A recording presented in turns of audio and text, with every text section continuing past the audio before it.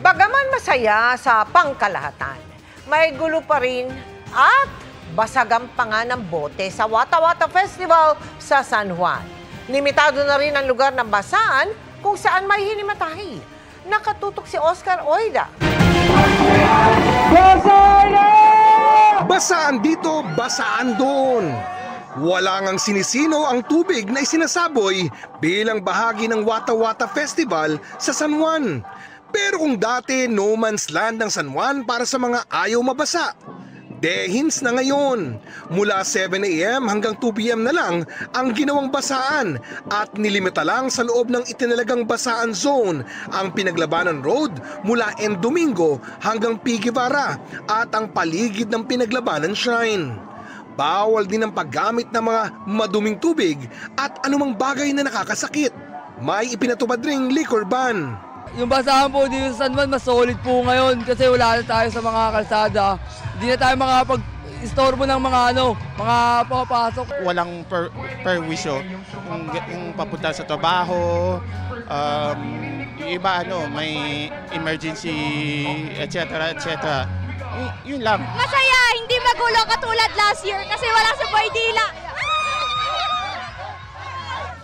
Ang viral na ginawa ni Boy Dila noong nakaraang taon, nagbigay mukha sa pagmamalabis noon ng mga nambabasa. Ang dahilan ng paghihigpit ngayong taon. Ang mga lalabag sa mga patakaran, tinakdaan ng 5,000 pisong multa at hanggang 10 araw na kulong bilang parusa. Right now, as of 2 p.m., wala pa hong kahit isang violation in terms of nakipagbasaan outside the basaan zone. Mahigpit man, umapaw pa rin ang saya ng pambabasa, lalo't naglagay pa ng pool sa gitna ng basaan zone. Mayroon ding pa-dunk tank at pa-concert. Meron pang street dance competition na literal na mainit ang laban. As in, literal na sa sobrang init niya. May mga nanghina, nahilo at hinimatay pa.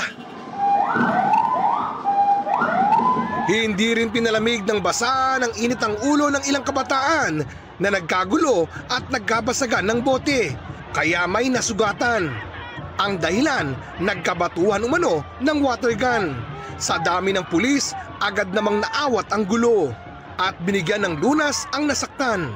Oh, may nahuli! May nahuli! Yung mga nadawit, tinurn over na sa DSWD. Karamihan po sa kanila ay hindi po taga San Juan. Chinek namin, they're not from our city. Again, sa lahat po ng mga gustong makiisa sa aming kapistahan, welcome na welcome po kayo. Ang aking panawagan lang po, huwag naman tayong manggulo. Sa kabila nito, naniniwala ang City Hall na naging matagumpay pa rin ang Wata Wata Festival ngayong taon. Lahat ng naging observations po natin ngayon, lahat ng naranasan natin ngayon, we will evaluate, we will process. In fact, in the next few days, I will call for a meeting amongst all the department heads involved. I-assess natin kung ano ba ang mga pwede pang i-improve for next year. Para sa GMA Integrated News, Oscar Oida, nakatutok, 24 oras.